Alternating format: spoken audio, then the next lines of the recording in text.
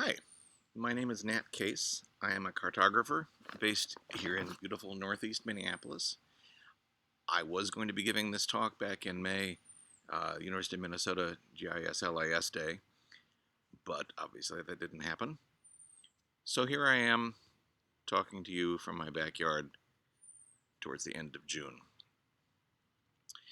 Um, I am a freelancer, as I said. I work, my wife and I have a company, IN Case LLC. She's Ingrid, I'm Nat, so that's why IN Case. You can find us at incasellc.com. I have a portfolio of my work there.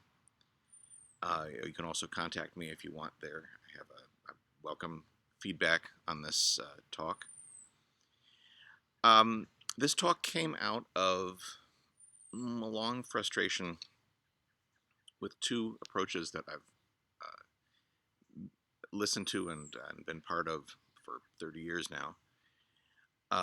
Most cartographic education has been about how do I make a good map? Techniques, rules, graphic design, technologies that you use to make maps with, the technology you use to print maps or output maps or deliver maps with. And this is the core of what you learn when you learn how to make a map. Presumably I'm mostly talking to U of M students here, or people who are recently students. So this is common experience for you. It's also a lot of what I see when I go to, for example, NACIS, NACIS, which I highly recommend as an organization to meet, talk, and learn about maps. Their conference was supposed to be this October here in Minneapolis. It won't be, it'll be online. But I encourage you to join NACIS, to attend the conference, listen to the talks about maps. You'll learn a lot. It's been a social network for me for years now, for decades. So nacis.org, nacis.org. I'll put that information in the comment section. One way of talking about maps. A second way of talking about maps, over the last 30 years or so, a lot has been written about how to be a good cartographer, how to make your maps be good in the world from moral, ethical, political, social standpoint. Sometimes it's from a personal, ethical standpoint, sometimes from the point of view of the systems that we all work within, economic, political, and cultural systems. Some of it gets called radical cartography or counter cartography or cartographic criticism. As critic Mark Daniil has pointed out, radical is seldom about technical issues of what a map is and more about the content of what is permitted to be mapped and how it's mapped. I love these critiques, but I find their net effect kind of maddening. Moral and ethical concerns to me seem to get to a dead end. Diagnosis, but actions and treatment that people end up doing with them, well, they seem kind of puny to me. They don't really address our day-to-day work for the most part. Maps have power, as Dennis Wood's book from about 30 years ago pointed out.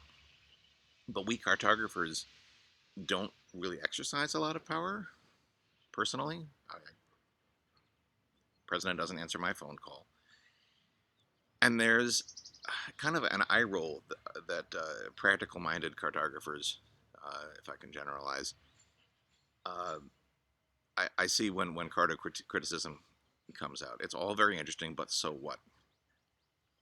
So there's a divide, and I think this is true across areas of expertise. Academicians see big theoretical patterns and wonder why the rest of the world isn't leaping on their bandwagon, and practical folks see everyday concerns of process and product and effectiveness and sales and find the theory kind of fluffy. And so there are these two worlds that have been hanging out there forever. What this presentation is about, this paper is about what happens when you ask another fundamental question. It's not a random question. And in my professional experience, it's actually a question that ends up getting asked a lot. and ends up being crucial in how a map turns out, how the mapping process turns out. And that question is, what are we making maps for? Who are we making maps for? Who's our client? Who's our audience? Who's the user? Who wants this map? Um, the answer is, well, there are almost always multiple answers. And what does a good map mean to each one of them? How can we reconcile those different values of good? I'm not sure I can talk that much here about how we reconcile them. This is like a draft map, a sketch map of the territory uh, that I'm proposing. Proposing 6 broad categories of answers to the question, who am I making this map for? They overlap, they interlock, often several categories of the same person, but with slightly different roles. And so pulling those apart, which is something that I haven't consciously done, but I think I do anyway in the process of working on any given map project. I want to consciously pull them apart here and give you an outline of how those might be broken up to think about this question and potentially resolve or attempt to resolve or attempt to at least align some of these philosophical and practical questions that we've had for a long time. So who am I making this map for? Number one, the end user. Mm, Actually, a lot of research over the last half century or more than the last half century has gone into making maps for the end users. Perceptual studies work on maps for visual impairment, for example. Really, in terms of cartography as an academic field, this is what we pay the most attention to after the people actually being instructed, the students. Working with focus groups or just conversations with users, thinking about how this map is going to actually function within its end tool using group, how it's going to be used as a tool. Community mapping, the idea of community mapping comes out of this end user approach. Map makers are also end users, and increasingly, end users are acquiring tools to become map makers. I have a friend who was a student of a well-known cartography professor about 30 years ago, more than 30 years ago, who held up an early Delorme map software tool that said on the cover, anyone can become a map maker, and the prof answered, the trouble is, anyone will. I mean, what kind of snob would say that in 2020? There's a big cultural change that's gone by since I've been making maps. Almost unnoticed because it happens slowly, but it deeply affects how this overarching question I'm asking plays out.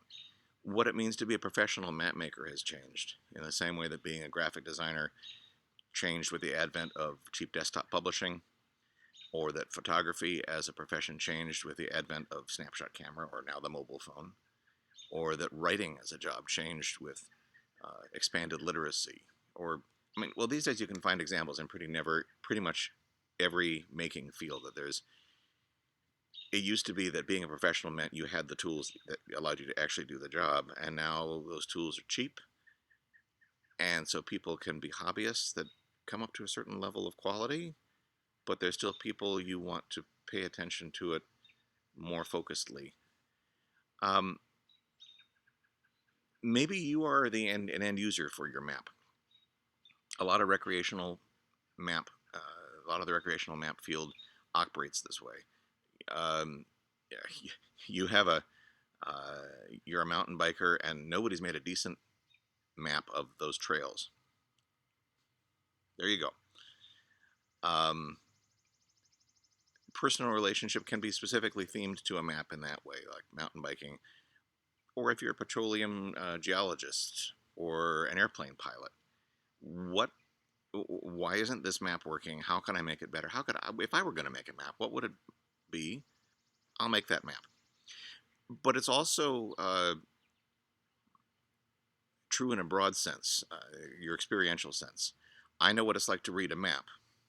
Does this map make sense? So that loop of being the end user, and being yourself often comes into play. I think of it. I think of the artist feedback loop. The classic thing that artists are supposed to do. The stepping back from the canvas. Basic trick to being a fine artist is one of the basic tricks is the ability to switch back and forth between fine tuning your precious child and stepping back and seeing it as a stranger and saying what is working, what isn't working, how can I fix that thing, how is it working, how is it not working. Um, end users can also work as communities,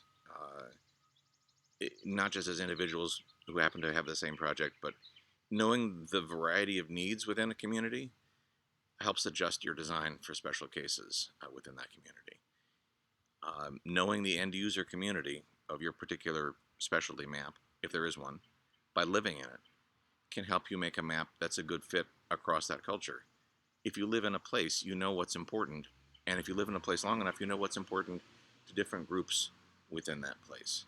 And you can be respectful and informative and come up with a map that fits as many of the sorts of people who live in a place as possible.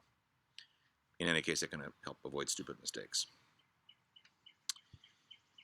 Who am I making this map for? Number 2, the paying client. Who is paying for this map? What do they want? Do they agree with you? What makes a good map? Can you persuade them what makes a good map?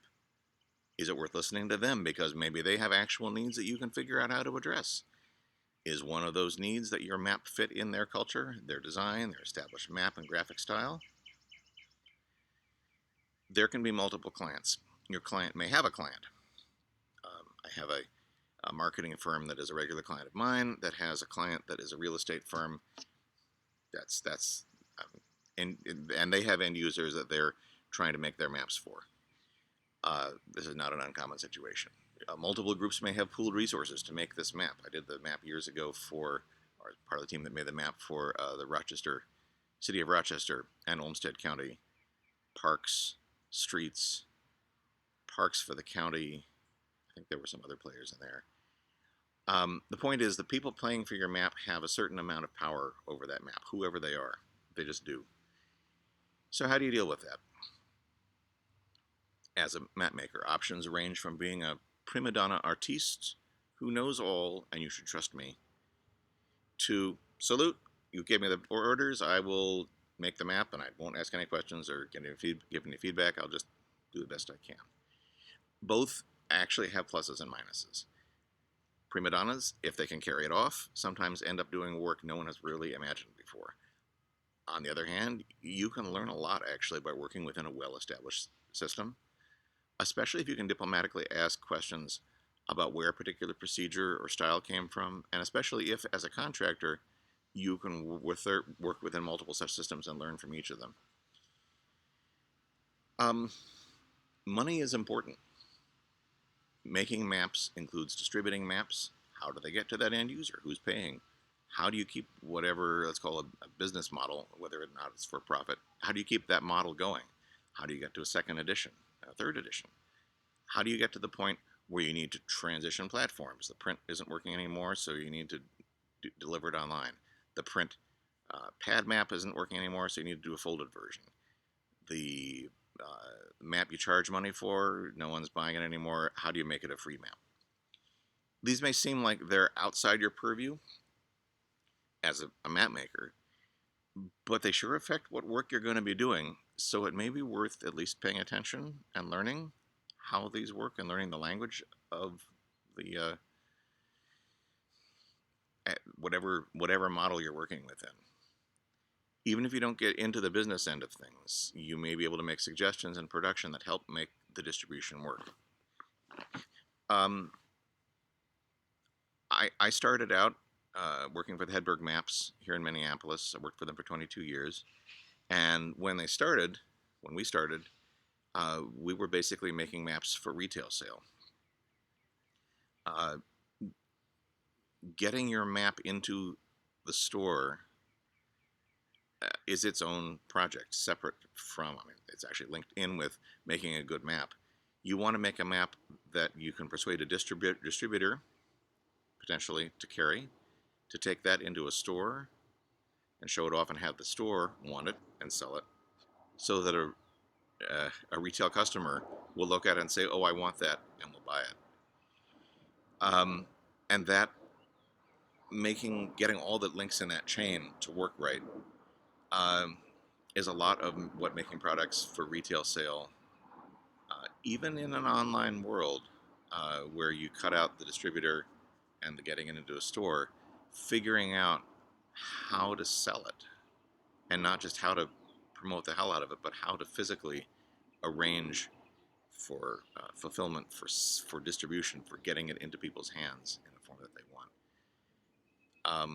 is a really useful set of skills to know about and to learn about. I commend it.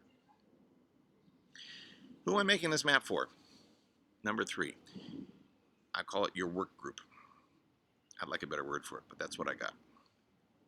This one doesn't always apply, seemingly, but I wanted to pull that out from some of the others because it's different from who pays your salary, even if it is in fact the group that pays your salary.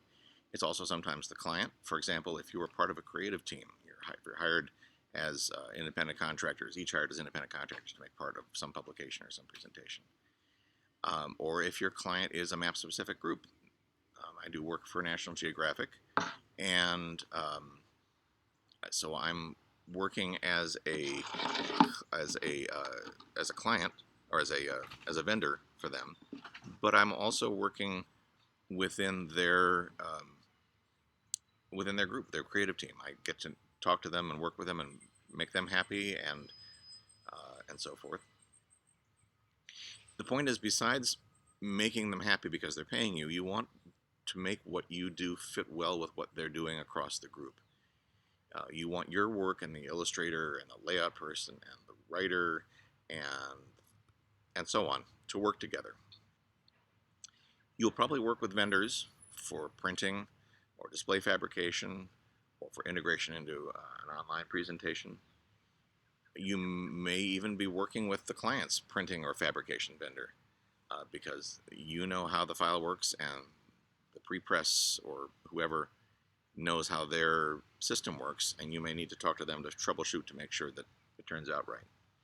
More than anywhere else, this is where paying attention and knowing your technology pays off. You can help problem solving. You can ask questions about technical glitches before they come up, and before you have to redo expensive work because you need a different margin or bleed or trim or whatever. Those colors, these colors won't print, or I mean, technologies have an almost infinite ways of going wrong. ask a lot of questions, get clear technical specs early, build your artwork so it can adapt quickly if technical specs change. These are all considerations about who am I making this map for. In part, you're making it so that it will work well with others. You have a reputation, and so does your company, your lab, your department, so on. Keeping that in mind, that you are part of a group and that your work affects the reputation of the whole, seems like a basic thing, but not everyone really gets that, so I wanted to put that in here as well. Sometimes your work group has what for a lot of us are unusual restrictions, confidentiality, security, trade secret. In other words, don't let these things outside, don't let stuff about this outside these walls.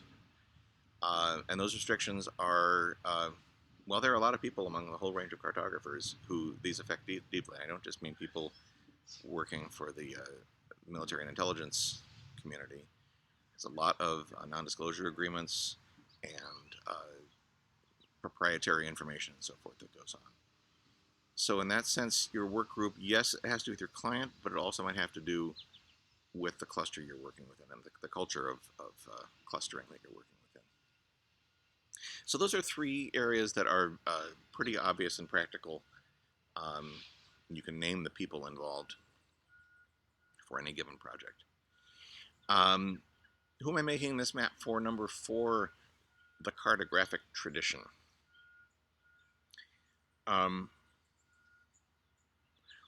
When I started out making maps, one of the things that I think was true is that I was making maps that looked like maps. My graphic design work was not about being breathtakingly original and using a look that no one has ever looked. It was maps have such a what Mark Daniel calls mapicity. I like mappiness myself better, but we make maps, and in part of what we define as being a good map is how does it work as a map, like maps work, if that makes sense. I like the idea of maps as a tradition, a graphic tradition. I've written about this in the past. Um, I sometimes like thinking in terms of an apprenticeship model, apprentices who are mostly learning under masters, journey folk who are working out on their own without a ship to steal, without a shop of their own, and mastery where you have your own shop with apprentices. In practical terms, I'm not sure this model fits how we work in 2020, but I like to keep that in mind that there's this a part of what you're doing is learning, and there's this learning and teaching component that is part of what we do. Some people have proposed a professional model with certification and licensure and so on. You can get a GISP or an equivalent certificate. Uh, Probably many of you here have that. In practical terms, though, cartography has always been a field that people have come at from a lot of directions and kind of learned by the seat of their pants, myself included. I was a studio art major back in college and did graphic design, and then I didn't fall into cartography. I jumped, but intentionally. But there's a lot of people historically who came out from drafting, who came from surveying, who came out of graphic design field, who came out of teaching geography or being an academic geographer. Um, came from sales and marketing backgrounds, all kinds of places, and that quality of the field means that's part of why I like the apprenticeship model. Is that um, within the field itself, you learn stuff from uh, those those ahead of you and teach those coming up behind you. Um, but there's not as clear a professional um, who gets to call themselves a real map maker. You don't get that nearly as much within cartography. A lot of what we do um, is, in fact, making maps that look like other maps. We see other people's maps and we say, great idea, or you see other people's maps and say, I could do better than that. And hopefully then you might try to do some better than that. And this this is true of your maps, whether you like it or not. Someone is going to look at them and say, I could do better. Someone is going to look at them and say, wow, that really works. How do they do that? I want to do that too. You may not be consciously keeping this in mind as you work on a project, but that doesn't mean you aren't part of this interaction. You have made a map that looks like a map. You have made a map that works like a map, and other people in the map community will take notice one way or the other, unless you lock it away in your drawer and never show anyone, which would be a sad thing. I want to again mention NASIS. I mentioned it earlier. This, for me, has been a big part of my understanding how mapping as a community operates. There are other groups. Obviously, the Esri user group is a big one. Map Time was around for a while in Twin Cities. It's gone dormant for now. I'm hoping it would revive. I was actually thinking of trying to revive it this fall before all this happened. I'm stuck in my backyard. And there are other groups like that have that take lumps of it out of the GIS LAS group here in Minnesota that is one of the sponsors of this. I guess that's all I have to say about community. Who am I making this map for? Number 5, the world. As I said in the opening, there's been a lot written over the last 3 decades about what maps do in the world. The ethic of maps, the power of maps, maps as tools for changing the world or destroying the world, saving the world, maps on social justice, maps in our changing global environment, maps as tools for the military, as tools for policing and control, and maps for resistance. I personally tend towards the social justice and change and resistance thing in my head, and I've always long loved a phrase from my friend, cartographer and artist Stephen Holloway of maps, making maps for a future to be possible. Um, I've liked that. I'm not going to address any sort of real catalog or structure for this huge and consequential set of questions, but the point I want to make is that aside from specific people and organizations you're making your map for, you're making your maps for the world, and they affect the world. Your maps will be part of actions in that world and attitudes about that world. I mean, really, this is true of everything you do in your life, so maps aren't special in this regard. Um, and maps probably won't save the world by themselves, but I do think it's important to figure out how to put these questions in the mix. It's where this paper started, in a sense. Is how do your maps speak? How do they act in the world? How do you integrate that, thinking about that, with all these other uh, stakeholders and constituents that you have in your map practice? You may not have much control, actually, about how your maps are used in the world any more than any toolmaker can control what their tools will be used for. I think of many of you saw in the protests around the third precinct here in Minneapolis, Umbrella Man who had a hammer was knocking out windows. I'm thinking whoever made that hammer did not have that necessarily in mind. You never know what your map is going to be used for, and that's okay. You're making a tool for other people to figure out what to do with. But these other questions, who are you making your maps for? They're not throwaway questions either. Um, and this is kind of, for me, still the unresolved question of this whole structure. You have a map. You have a map of how kind of the world of who you're making maps for is shaped. How to fit in your responsibility for your being implicated in how the world works. You're having only a limited amount of agency as an individual, but some agency. Uh, Frankly, to me, these are like religious questions or really deep moral questions, which cartography is not necessarily going to answer on its own. Just because we can't answer them on our own doesn't mean you shouldn't be paying attention to them and figuring out what to do with them. Who am I making maps for? Well, you're making maps for yourself. I'm making maps for myself. Um, I make maps for money. I get paid for them. I make maps also because that scratches my itch.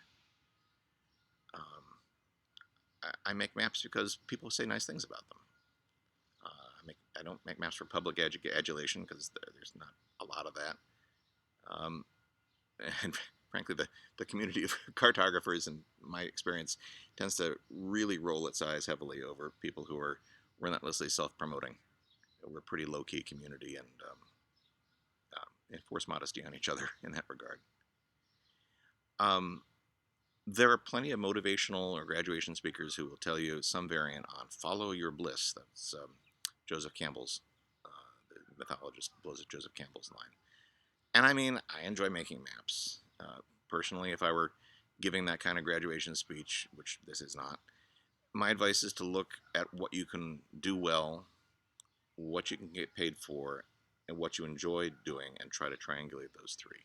That's how I ended up in cartography. I went to a friend who was starting up a career counseling business, and we looked basically at those questions and came up with either cartography or radio journalism in terms of scratching my itches, taking advantage of skills that I already had, and thinking, okay, where is there actually a career that people actually make money as opposed to just having it be a hobby? And here I am.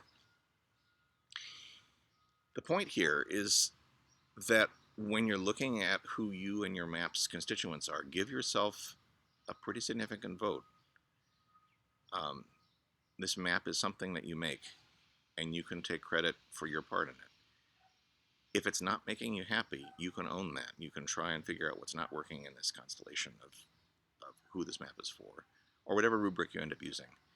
If you aren't being paid enough to make your work worthwhile, and you could change jobs or drop this client, look at your options. I'm 54, going on 55, and I have too many friends who haven't been willing to make that hard look after long years in a place that is not working out right. It's a trap. A lot of people fall into it. Making maps for yourself also includes work you might do in which pretty much all of the kinds of people I've talked about here are in fact you. Um, some of the best, most interesting maps I've seen were essentially pet projects by experienced map makers, mostly experienced map makers. And there's some truly astonishing, mind-changing map-based work, whether they call itself a map or not. Much of it produced and presented within a fine arts framework that centers personal experience and presence in this world. Uh, I encourage you not to be afraid of this stuff. It's meant to get on your skin it's meant to get under your skin in a different way from social critique, to ask questions you probably shouldn't have snap answers to. If you write off work like this as self-indulgent or whatever, as being selfish rather than being for someone else, you're missing a lot of great stuff. But you're also cutting yourself off from the possibility that your work might ask questions of you that you don't have easy answers to. Um, and that, to me, is part of what keeps this field alive for me, is that there are maps and there are discussions about maps that don't have easy answers. Um, so I'm a map maker. At this point, I can't help it. This presentation, this network of 6 groups you're making maps for, is a kind of map. It's a sketch map of the territory of cartography, as surveyed from here. It doesn't tell you where to go. It doesn't argue about a particular path forward. Um, and that's where I am, and that's what I have got for you today. I would love to hear how this map jibes with your understanding. Um, I, I want your feedback. Probably the best way to get feedback to me is via our company website, incasellc.com. That's Ingrid Nat, not Matt, Nat, casellc.com. It'll also be in the descriptions comment area down below. I'm planning, if the paper is accepted, to do a further version of this for a presentation at NACIS this fall, the online version, which I mentioned earlier. I hope this has been helpful, and I wish I could take questions. And if you want to send comments that are questions via my website, I'd be happy to have that discussion. Thank you for listening, and that's it.